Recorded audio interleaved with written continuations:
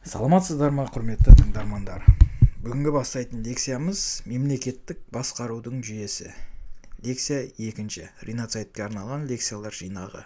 Жоспары: мемлекеттік билік және биліктің бөліну тармақтары. Атқарушы билік, заң шығарушы билік, сот билігі, бейресми бақ. Осы тақырыптар айналасында біздің лекциямыз өрбиді. Лекцияның кіріспесінде мемлекеттік билік бөліну тармақтарына тоқталып өтетін болсақ, мемлекеттік билік 3 тармаққа бөлінеді. Олар атқарушы, заң шығарушы және сот билігі. Жоғарыда айтып өткендей, бұл бөліну сонау ерте заманнан бастау алды. Мысалы, Аристотель мемлекеттік құрамның кез келген түрінің негізгі 3 бөліктен тұрады деп айтып кеткен. Біріншісі, мемлекет ісінің қарастыратын заң шығарушы кеңесші орган. Екіншісі, қызметтік, яғни мемлекеттік қызметтер және олардың орнын ауыстыру әдістері. Үшіншісі, сот органдары. Және билік бөлінісі теориясының классикалық нұсқасын жасауға ерекше үлес қосқан Ш. Монтескі 1659-1753 жылдары болатын.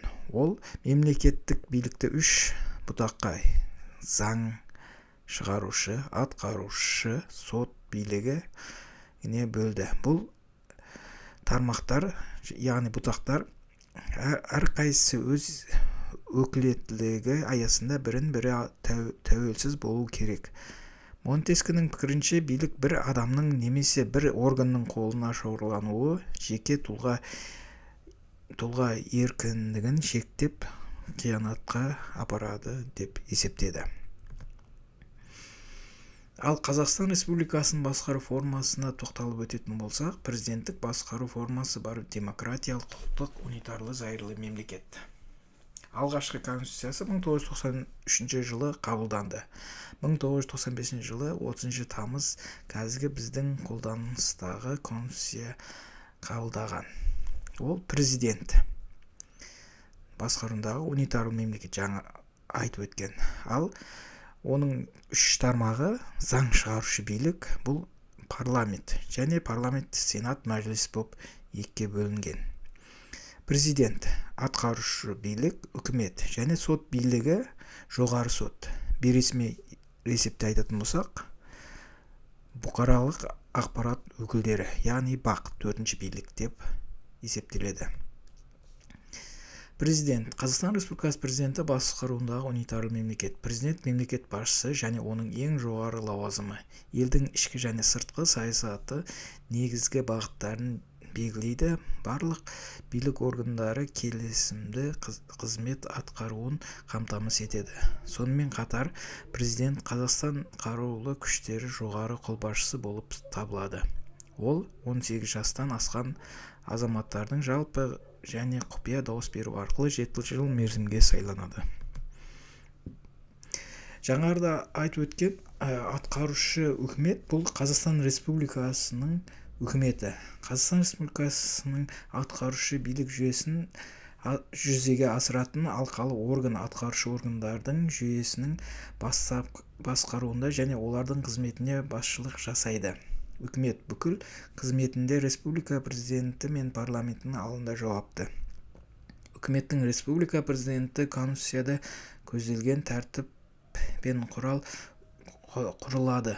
Үкімет мәртебесі, құқықтары мен міндеттері Қазақстан Республикасының конституциясының 5-ші тарауы бойынша реттеледі. Қазақстан Республикасының министрліктерінің атқаратын қызметтері.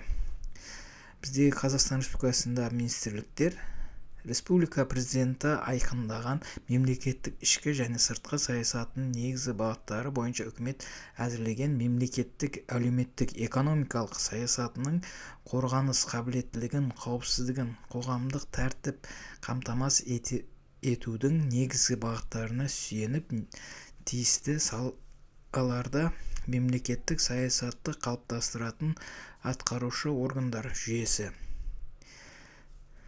2025 жыл мәлімет бойынша үкімет құрамына 21 министрліктер кіреді. Сол 21 министрліктер осы атқарушы орган, жоғары атқарушы органның қызметін атқарады.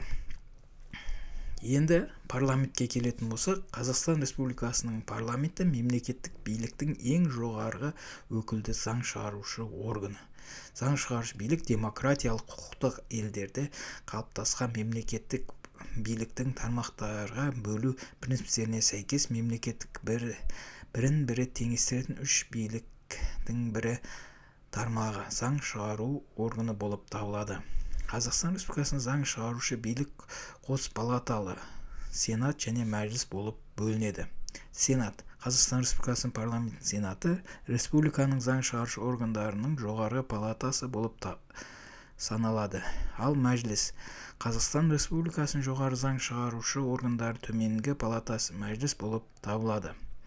Заң шығарушы билік органдары, яғни парламент, Конституцияда кейінгі жоғары заң күші бар нормативті актілерді, заңдарды шығару құқығын түбегейлі иеленеді. Енді Қазақстан Республикасының жоғарғы соты, бұл биліктің үшінші тармағы. Жоғары сот мемлекеттің сот жүйесін басқарушы ең жоғары сот органдары. Айрықша сот істерін атап айтқанда, жоғары лауазымды адамдардың қылмыстарын туралы және аса ауыр мемлекеттік қылмыстарды туралы істерді қарайды. Сонымен бірге ол елдің барлық төменгі соттарының шешімдері жөнінде шағым жасалатын ең жоғарғы орын болып табылады. Бейресми төртінші билік. Төртінші билік деп өз ықпалы ету күші биліктің басқа тармақтарында заң шығарушы, атқарушы және сот биліктерімен бір қатарда шыққан баспа, радио, теледидар және қазіргі кездегі әлеуметтік желілерді қоса айтуға болады.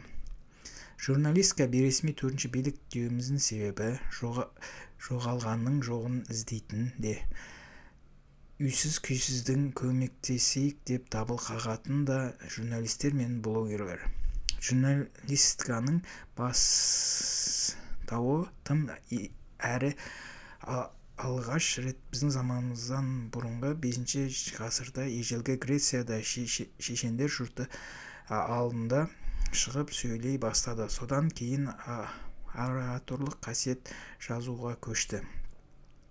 Ал ағылшын тіліндегі алғашқы сәтті күнделікті басылым The Daily Courant газеті 1702 жылдан бастап жарық көре бастады. Уақыт өте келе баспасөз төртінші билік деген атпен танымалы әлеуметтік құрал ретінде қалыптасты. Қорытындылай келе,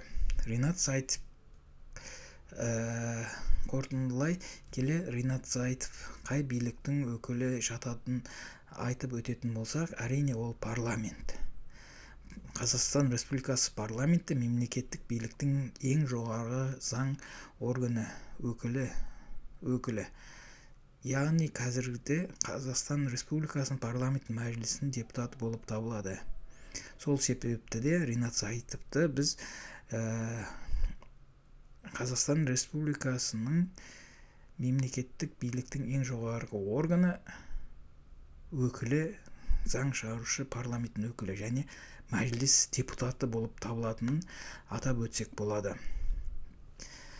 Енді келесі алдағы лекцияларда осы төрт атқарушы, заң шығарушы, сот билігі және бейресми бақ биліктер тармақтарына жеке-жеке тоқталып өтеміз.